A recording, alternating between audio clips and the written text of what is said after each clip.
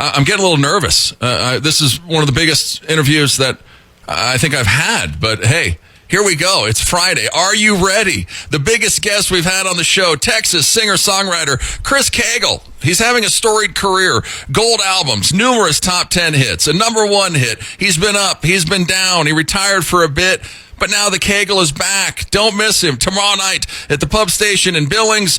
Welcome, Mr. Chris Cagle, to the show. Chris, first of all, thank you so much for coming on. Absolutely, man. That was like stellar. And I really appreciate the intro. I appreciate you coming on. I Breathe In, I Breathe Out was a number one country song in the world. It's this month, over 20 years ago. So I kind of want to talk about the story of this song and a little bit about your career, Chris, because you drop out of college, you moved to Nashville in 1994 to become a country singer. It takes you 5 years to eventually land a songwriting deal.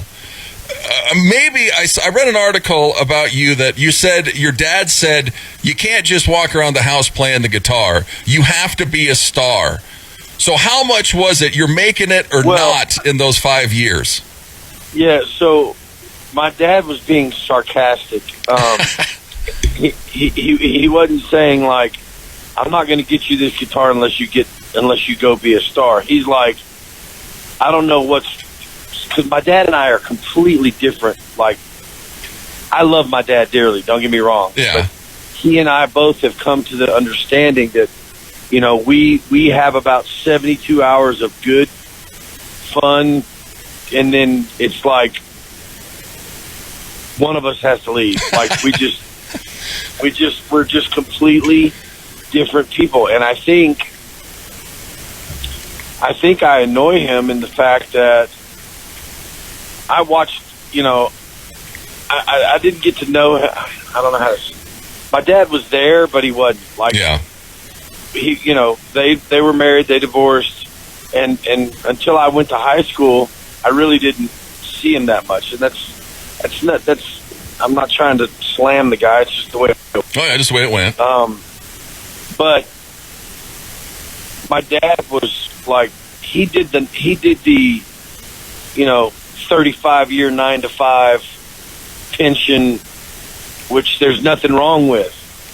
But I watched that man work his rear end off, and I was like, man, I'm out. I've got to create my own something in my own terms. And so he's like, you know, I couldn't just buy you a guitar and you just sing. You had to go be a star, you know. Yeah. But I don't know. It's just, you know, some people are wired different. I think some people have that happen to them because of circumstance. And for me, it was a little bit of a combination of both, you know.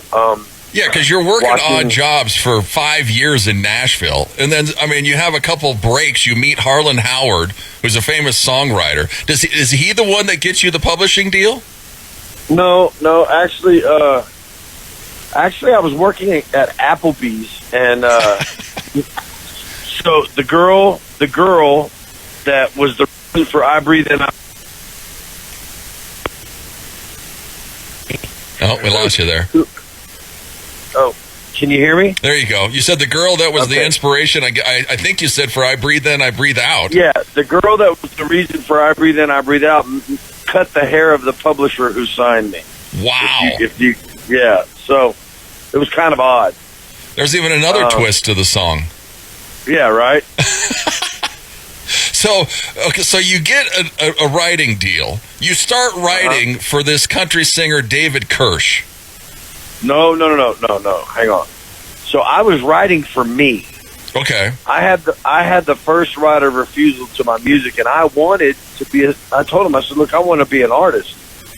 So this particular publisher was like, that's great. So they lied to me and said, hey, Tim McGraw's cutting I Breathe In, I Breathe Out. I need you to sign this release. I said, oh my God, I'm so excited. I signed the release. Well, David Kirsch cuts it. And I remember going to the studio and getting asked to leave the studio because I was not happy and they were like, man, you're getting a song cut. I said, I don't care. Look, I don't know. Maybe I was I don't know. I don't know why, but it just didn't set well with me. So I went back and I just told my publisher, I said, listen, stop this or I'm taking action. And so I took action and was, out of the deal after a year or so. Because it wasn't right. I wanted the song for myself. And it turned out that it didn't matter because David's version, they didn't even release it. It was on his second album. They never release it as a single when it comes out. Yeah, right. And it was, I was told it was going to be a single. But it's funny because that record had a couple of really, really cool songs on. I listened to his stuff. And but anyway, it happened the way it was supposed to. I moved to Nashville August 3rd, 94, and it was 6 years and 4 days later that I heard my first song on the radio. And it was crazy. I was a nanny, I was a golf caddy, I was a waiter. I did one job that really helped me through life. I knew how to cook somewhat, but I didn't really know how to cook, right? So when I was in Nashville, I said, if you're going to have a job, let's make it a journey. So I would go eat at a restaurant. Like I ate at a place called Sole Mio, which is a beautiful Italian joint downtown. The guy was from the Italian Riviera. And I went to work for him in the kitchen. So he taught me how to make pastas and sauces and gnocchis and things like that. And then I went to work for a place called South Street, and they taught me how to smoke, chicken and brisket and make kind of eclectic Americana food. And then I went to work for a place called the Capitol Grill, which is very high end. And I kind of was on my days off, I would come in and be the sous chef's gopher. And, so I got a pretty extensive culinary background and got paid to do it and made ends meet while I was, chasing the dream. So it was pretty cool. Yeah. Well, I was going to talk about cooking, but there's his background on cooking. If you go check out his Facebook page, you can see Chris in action making some stuff for the family. We're chatting with Chris Cagle. Go and check him out, chriscagle.com. He's going to be in Billings, Montana tomorrow night. Doors open at 7. Show starts at 8. Tickets are $35. But back to I Breathe In, I Breathe Out. So you release your debut album. It comes out in 2000, just like you said, 6 years after you were pounding the pavement. Play It Loud comes out. Virgin Records gets rid of their country department. They pretty much go under. Capitol Records gobbles them up. Well, yeah, hold on. Virgin Records was doing fine. Well, they were fine. That was Roy Lott. That was that really broke my heart for Scott Hendricks because he's such a good dude. And, he made the wrong people mad by doing his job. And, when I was moved from Virgin to Capitol, Mike Dungan said, he was just like, I would have never signed you. He said, I don't like you. And I was like, awesome. I didn't even want to be here. I said, no offense to Capitol Records, but I never even tried to be here because Garth Brooks owns this joint. Yeah. I want to own where I'm going to be. And, so he said, I said, will you let me go? And he goes, I can't do that. You're selling 30,000 records a week. And I was like, what? So what's funny is the original Play It Loud record did not have I Breathe In, I Breathe Out on it. No.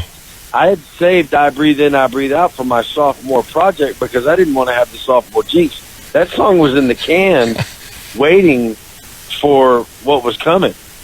And and it was supposed to be My Love Goes On and On, Laredo, Love Between a Woman and a Man.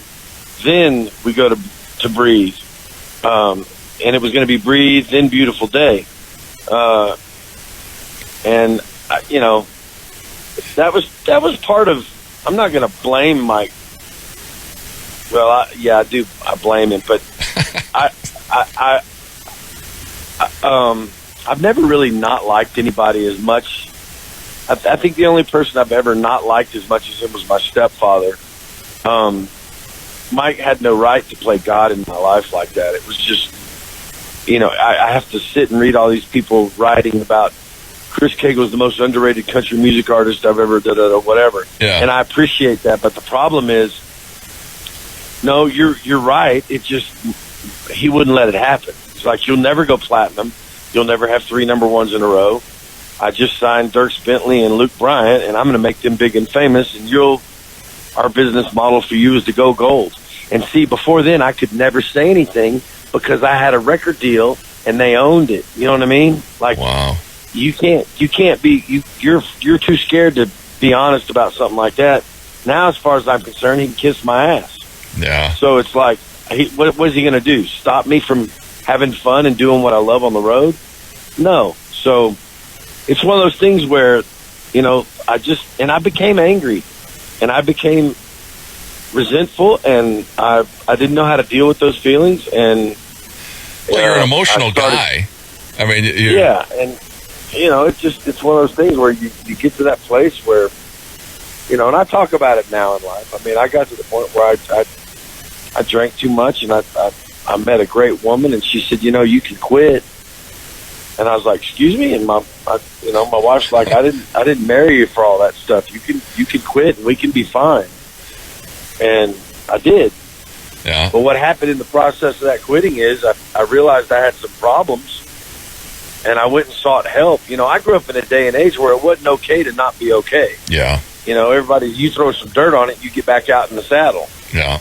And so I went and got some help with some things, and it's like all of a sudden I can navigate emotions better without medicating. And the greatest gift I'm ever going to give myself, June 18th is Father's Day. I'll be 1,000 days sober. And I don't know how it worked out that way, but it did. Yeah. That's awesome. It's pretty cool. So, now my vocals are better. I have fun. I never imagined doing a show completely sober in my life. Because all my life I'd always had a little, a couple beers to knock the edge off and drink a little. Now I can't imagine drinking during a show or doing a show because I miss a moment. Yeah. So it's been a great evolution of life. Some of it's kind of sad, but it's triumphant in the end, in my opinion, because I'm still doing what I love. I think I'm doing it better than I did before. I'm having more fun, and at least, I never got to where I thought I'd get to in the top of the mountain, but I made it farther than they ever said I would. And when I leave this thing, I can hold my head up high. And there's got to be something said for that. And I'm talking about I'm not asking people to say it. I'm just saying, as far as myself is concerned, my kids love their dad. They like me. They're proud of me. And that's pretty awesome. Yeah, that's pretty rewarding for sure. No, and then, Chris just touched on a lot. Go and check him out. He sounded better than ever. Tonight he's in Great Falls. Tomorrow night he's in Billings, Montana at the Pub Station. Doors open at 7. Show starts at 8 tomorrow night. Tickets are $35. So how tough was it? Because you said I Breathe In, I Breathe Out was you were waiting for the sophomore album. Was it kind of a slap in the face because you knew the song was going to be good? Or was it just time to release it on the reissue? No. Here's the funny part. So Mike Dungan told me, he goes, I don't like your songwriting. I think you're 300 songs away from writing a hit, right? So, ouch, and what's funny is, I swear to God, he said that to me at the Pancake Pantry. I can almost see the table. But what's crazy is this is the best part of it. So I'm thinking, really? 300 songs away? Okay, jerk. So I called him up a week later and I said, hey, Mr. Duncan, this is Chris Cagle. I found a song that I think is a hit. Can I come share it with you? And it's funny because when I think of that moment, I don't know if you ever watched that movie, That Thing You Do. But when Tom Hanks, when they're in the record label, when they're making their debut at the record label, at the label, and the guy walks up and he says, I got a lot of songs I'd like to share. And the guy's like, you want to get Fabian away from me? And he's got all this meat in his mouth. It was almost kind of that, like, when I saw that movie, I died laughing because I thought about that moment. But I called him up and I said, hey, I got a song I'd love to share. So I go in and I play my guitar, I share the, he goes like, oh my God, that's a smash. We're gonna cut that. And I'm like, he goes, who wrote it? I was like, I don't remember. I'll have to find out. And I didn't tell him I wrote it until after the label copy was sent to the, but it was one of those things where it's like, yeah, okay, let me show you. And I almost felt bad, like I was doing something wrong. I think it was just the attitude I had behind it, but I was like very proud to say, yeah, I wrote that 4 years ago, Jack Leg, you know? Exactly. But yeah, that song's funny. I wrote that back before the Nashville Predators came to town, when we had this AAA crappy hockey team called the Nighthawks. And I'm not even a hockey guy, right? I couldn't tell you. Now I'm learning about it now. I got my monitor guy's from Boston, so he's like, the Bruins are in the he's a big playoffs. Bruins fan, yeah. Yeah, he's flipping out and he's telling me, but just showing me what icing is and all that other stuff. But what's interesting is, so John Robin called me up. The girl who had helped me get the publishing deal, which I didn't even, she just said, hey, you need to meet this person. And I did, and the lady's like, oh my gosh, my name is Eileen Burns, which is an amazing story in itself. Her husband was Burt Russell Burns. He wrote Take a Little Piece of My Heart, Hang On Sloopy, Twist and Shout. Oh, wow. And the only person she had ever signed, other than me at the time, was Paul Davis.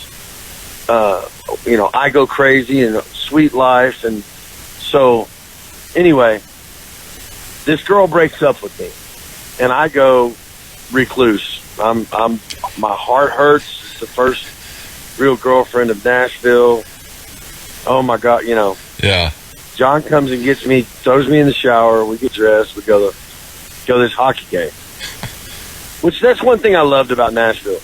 Like, we went to see. I remember one time I took my monitor guy. We went to see the Nashville Sounds AAA baseball, and we ended up sitting next to Todd Snyder, the great Americana folky singer-songwriter. Oh yeah. And I remember buying this kid in front of me. He's like, Mom, we are sitting in front of the Chris Cagle. And I was like, oh my gosh, he knows that, because Laredo was just out, right? Yeah.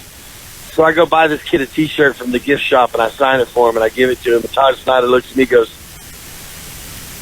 right? Like I was spending too much money, or so. I was like, oh my God, it's $20. But anyway, I love that about Nashville, because there's always something great to do. So we go to the hockey game. Well, lo and behold, in the concession line in front of me is the ex-girlfriend with the new boyfriend. Oh, man.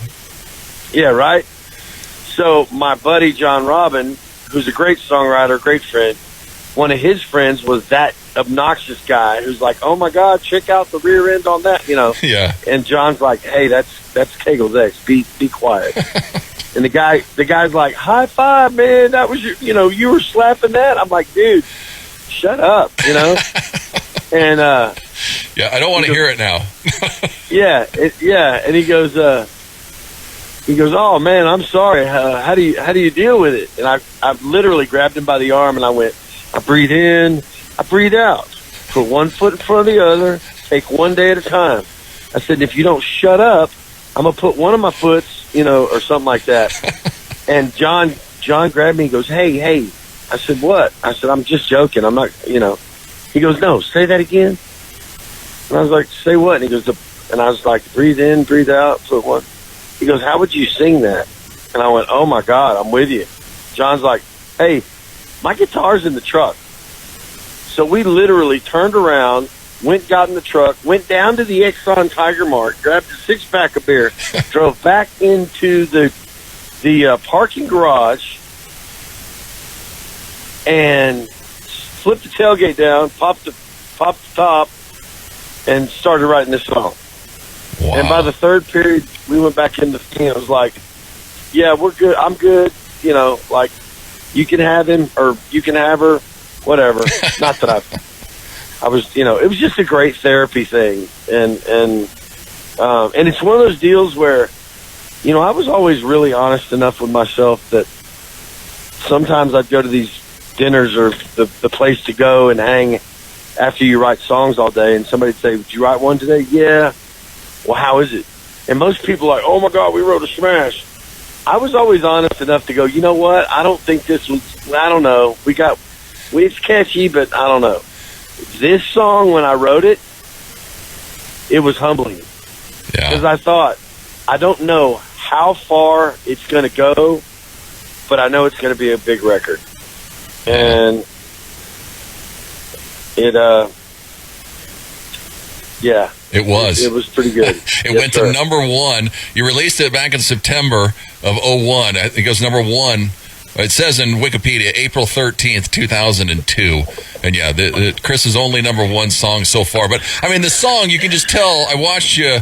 You were in North Carolina 10 days ago, a couple weeks ago. You can just tell the emotion when you start the song. You thank the fans. You know, you say about the song, it's your number one hit. You can just feel the emotion when you sing the song. Were you there? No, I watched it on YouTube. Oh, wow. I didn't realize people put it up. See, I forget. My wife's like, you really got to do this social media stuff. I think social media is the devil. I let my wife, I post up and things that I want to say. She approves it and sends it out. Yeah, because you said, I'm going to go record an album. It's going to be on Spotify or whatever else, because I'm completely lost when it comes to all this. Yeah, it's like, somebody said, you're putting it out on DSPs. I'm like, what is a DSP? There's no more radio? Like, I still get in the car and turn my radio on. My kids are like, you know, Dad, we got XM. I'm like, XM, what? You know, yeah, it's hilarious. Yeah. Dad, do you stream? I'm like, only when I pee. You know? It's like, I have no idea what you're talking about. Yeah. That's hilarious. Well, I mean, you were going through the rough patch. You mentioned it, drinking too much. 2015, you retire. You go get some help. When did the spark come back? I saw you did like a COVID, home concert. When did it start coming back, Chris? When did you want to do it again? I think it happened on its own. When you first of all, for a guy like me, who's wired the way I'm wired, to have to say, hey, I failed you, I've got to stop my life and go get better. It's not easy. I'm one of those who, the wheels have fallen off the car, and I'm still pushing towards the gas station. So when you go, I'm actually writing a book about it to help. Well, I'm writing a book on when I got out of treatment, there was nothing to read on this is how I stayed sober, or this is how I kept with the program, or this is how I did it. It was just all of dealt with reality afterwards. Yeah, and there's phases that you go through. The first thing that hits you when you leave treatment is fear.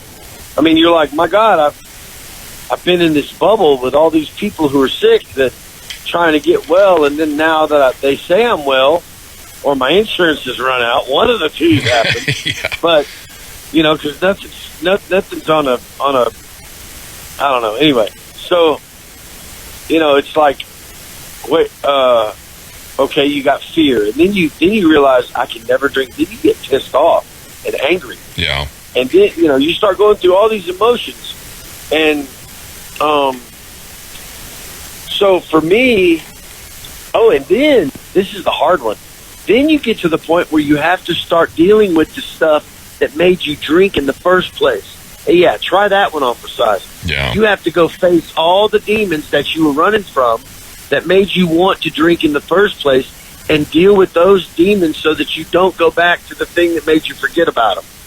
Yeah, that's like a Saturday night at the Cagle household. That one sucked. So after I kind of got through all that, because I knew when I left treatment I wasn't well. I just had a bag of tools. You know what I mean? I was qualified to build the house. It's just a matter of, was I going to build it or was I going to sit and watch and get, empathetic and start drinking again? So once I got to where I had purpose and I was doing it, I was making it happen, and it wasn't such a big deal anymore. It kind of integrated itself into life. Just remember picking up the guitar one day and starting to sing. And then it became a regular thing. And then it got to the point where I would turn the TV on mute and sit in the living room and sing, and my wife would stand at the top of the stairs and just listen. I remember one night she's like, "Man, I forgot who you were." She said,